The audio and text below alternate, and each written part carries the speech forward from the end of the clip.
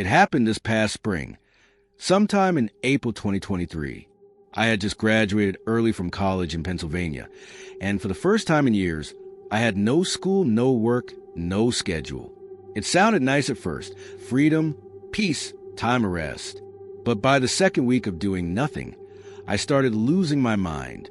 My full-time job wasn't starting until June, and most of my friends were still in school. I was just floating in the middle, stuck between student life and adult life, with way too much free time. That's probably why I said yes when my mom asked me to check on my Uncle Rick's beach house. He owns a big property near Rehoboth Beach, Delaware, where our family gathers every summer. I'd only need to check for damage, test the water and electricity, and maybe tighten a few screws. She said it'd be a nice change of scenery. I figured, why not? So one Thursday afternoon, I packed an overnight bag, got in my car, and drove the 2 hours from Pittsburgh to Rehoboth. When I arrived, everything looked exactly like I remembered, except for one thing. It was too quiet. That house is usually filled with cousins yelling, music playing, and card games being slammed on the table. But now, all I could hear was the ocean breeze and my own footsteps. I unlocked the front door, went inside, and started Rick's checklist. Everything seemed fine. The plumbing, the fuse box, windows, roof. I even walked around the back deck. It was peaceful, too peaceful. Being alone in a house that big, especially one that's usually filled with 25 loud relatives, felt unnatural. Every creak felt like it meant something. By the time I finished, the sun was already setting. I didn't feel like driving back in the dark, so I texted my mom to say I'd stay overnight. She said it was a smart idea and told me to thank Uncle Rick for letting me crash. I made some ramen, watched YouTube on my phone, and by 11:30, I started getting ready for bed. During family trips, I always got stuck on the third floor, tiny room, then mattress, no privacy. But tonight, I had the house to myself. So I chose the master bedroom on the second floor. King-size bed, private bathroom, huge walk-in closet. It felt like a reward. I climbed into bed around midnight and drifted off fast. I don't know what time it was when I woke up. All I remember is the sound. Something moved inside the closet. It wasn't loud, more like a soft shift, like someone brushing up against the clothes. My body tensed up immediately. I tried to convince myself it was nothing. Maybe the house settling, or maybe a hanger fell. But then, as I lay there frozen, I heard it again, a low, muffled thump. I opened my eyes. The closet door was shut, but it felt wrong, like something was behind it, watching. I wanted to move to check, but my body refused. I wasn't paralyzed, just terrified. I squeezed my eyes shut and tried to fall back asleep. Then, the closet door slowly creaked open. My heart was pounding so hard, I thought it might burst. I barely opened one eye, and that's when I saw it. A man, standing, in my room. He was tall, his clothes torn and filthy. I couldn't see his face clearly, just a shape of him standing in the dark a few feet from the bed. He didn't move, just stood there, watching. 10 seconds passed. Then 20. I couldn't breathe. I couldn't move. Then, just as silently, he turned and walked out of the room. But instead of going downstairs, he went upstairs, to the third floor. That's when the panic really hit. There's no exit up there, just 3 small bedrooms. Nowhere to go. That meant he was still in the house. I finally forced myself to move. I grabbed my phone, trembling, and whispered to 911 that someone had broken in. I locked the bedroom door and waited, every minute dragging by like an hour. Thankfully, the police arrived in less than 10 minutes. When I opened the door and saw their flashlights, I nearly collapsed in relief. But after searching the house, they told me no one was there. No broken windows. No signs of forced entry. Nothing. I insisted I had seen someone. I begged them to look again. I even called Uncle Rick. He got furious and demanded they do a full search, top to bottom. So I followed the officers as they checked everything. Closets, under beds, behind furniture, inside showers. And then, finally, upstairs in the third-floor guest room, the one I normally sleep in, they found something. One of the windows was unlocked. The officer on the ground stepped outside, scanning the roof with a flashlight. I followed him out, and that's when we saw it. He was on the roof, just sitting there, legs crossed, looking out into the night like he didn't have a care in the world. He was bald, barefoot, and looked like he hadn't showered in weeks. His eyes were wide, empty. They got him down without a fight. He never said a word. When they asked who he was, how he got in, why he was hiding in the closet, he just stared. The cops said he was probably homeless. Maybe he found a way in during winter and had been hiding out for days, weeks even. The closet, they said, might have just felt like a safe hiding place. But here's the part that haunts me.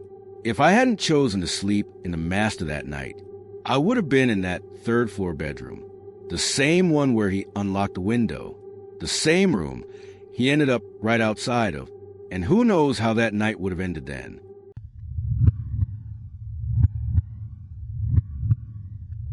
My friend Mike has a beach house on the Jersey Shore, Seaside Heights, to be exact. And when I say beach house, I don't mean some rundown summer shack. I mean 3 stories, wraparound porch, direct beach access, the kind of place that looks like it belongs in a movie. His family's had it for generations. His grandparents used to live there full time before they passed away recently. Now, the house just kind of sits.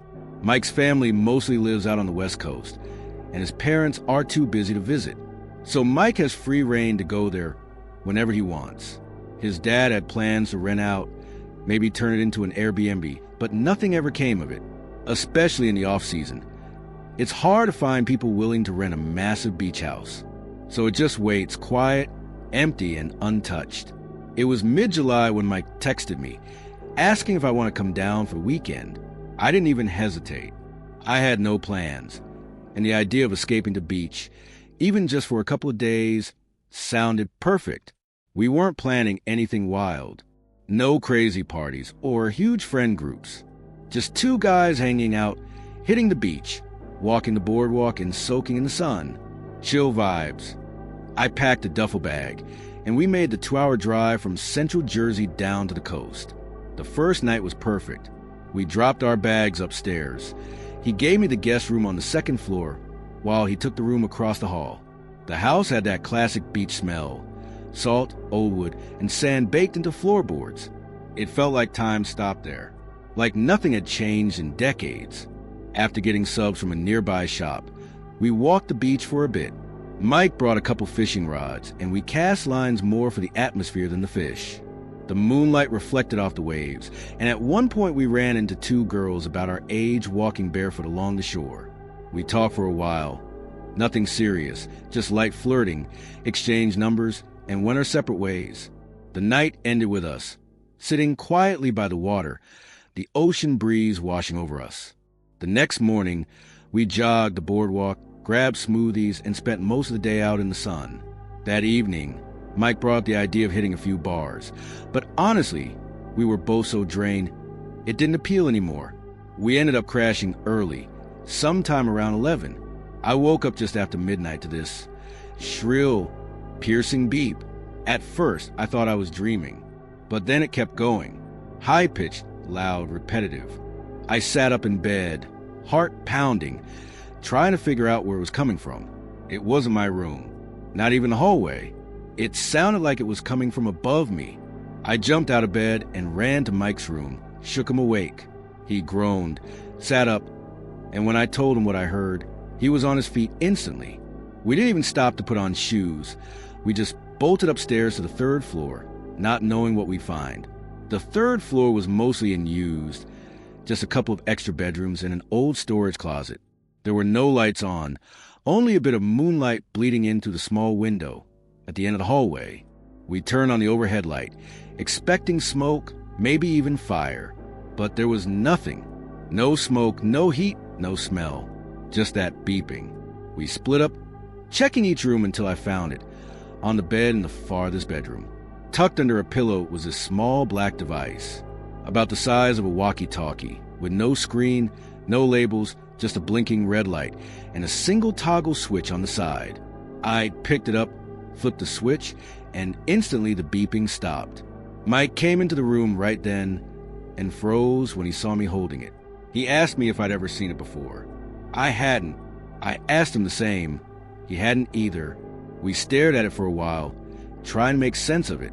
What was it doing there? Why was it under a pillow? And what the hell had triggered it? Mike said his family hadn't used this floor in years. It was basically sealed off except for storage.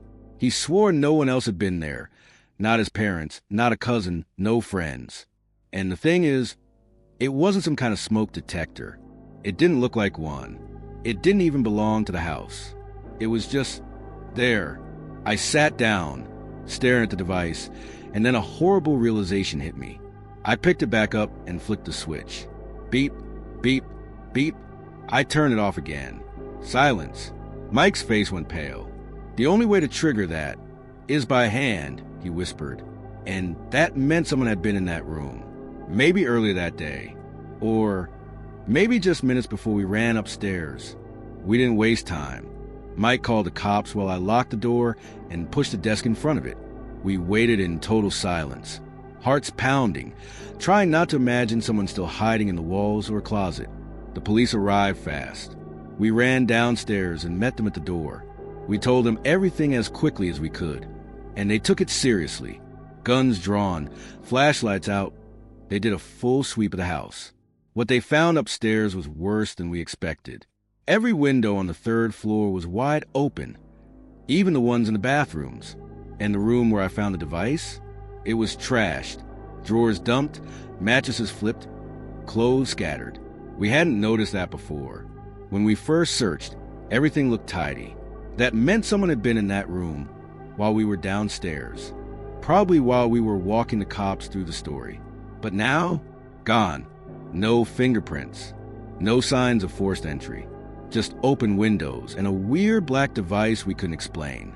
After a while, the officers told us to lock every window, double-check the doors, and call again if anything happened.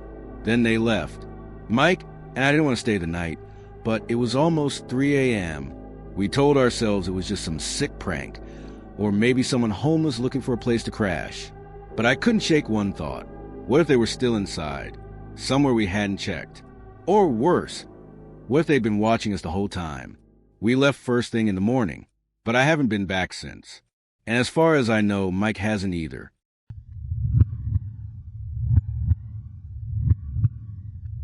This happened a few years ago, back when I was 22. Enough time has passed now that I feel safe sharing it. But back then, I couldn't talk about it, not even to my closest friends, at least not in full. I was fresh out of college, living at home with my parents in the suburbs. I had a good job, no bills, no real stress. My parents were supportive and gave me the freedom to live comfortably while I saved up. Honestly, it was a perfect setup. Wake up, work, hit the gym, scroll for a while, read, sleep. On weekends, I'd take solo hikes, go on mini road trips, or just hang out with friends. I wasn't the kind of girl you find partying every weekend or hooking up with random guys. That was never my style, and my friends knew that. But one weekend, everything changed. My college best friend Lindsay invited me and two others, Sabrina and Thea, to her family's beach house for a girls' weekend. I had never been, but Lindsay always described it like it was something out of a movie. Private beach, secluded, fancy but cozy. Her parents were both neurosurgeons, so I figured we were in for a luxurious escape. When we arrived, I was blown away. The house didn't look like a typical beach home. It was sleek, ultra-modern, almost like some high-tech bunker. If you drove past it, you wouldn't even know it was a vacation home. Lindsay had plenty of bedrooms for each of us, but we all chose to stay in the same room, a kid's bedroom with 2 bunk beds and a private bath. Something about staying together felt comforting. We were close, and this was meant to be a light, fun weekend. The first couple of nights were exactly that. Laughter, beach walks, White Claws, and music under the stars. Nothing wild, just 4 women enjoying the ocean air and each other's company. But on the third night, things went dark. Literally. We were sitting out on the private beach, a couple of drinks in, stargazing and listening to music, when we noticed a faint flickering light down the shoreline. It looked like someone swinging a flashlight. At first, it was kind of peaceful. We figured it was just another late-night beach group like us. But then we noticed it was moving, approaching. 3 silhouettes slowly made their way toward us. They weren't running, stumbling, or being weird. They were just walking calmly, confidently. When they got close enough, one of them called out, "Hey," in a friendly voice. He sounded like he was our age, early to mid-20s. My friend Theo waved back and shouted something harmless. Before long, we were making small talk. The guys turned out to be exactly what you'd expect. Sun-bleached hair, toned beach bodies, laid-back energy. Harmless, right? They sat with us, cracked open a few beers, and the 7 of us just chilled. It didn't feel weird. They weren't pushy or sleazy. They weren't overly flirty. Just chill guys.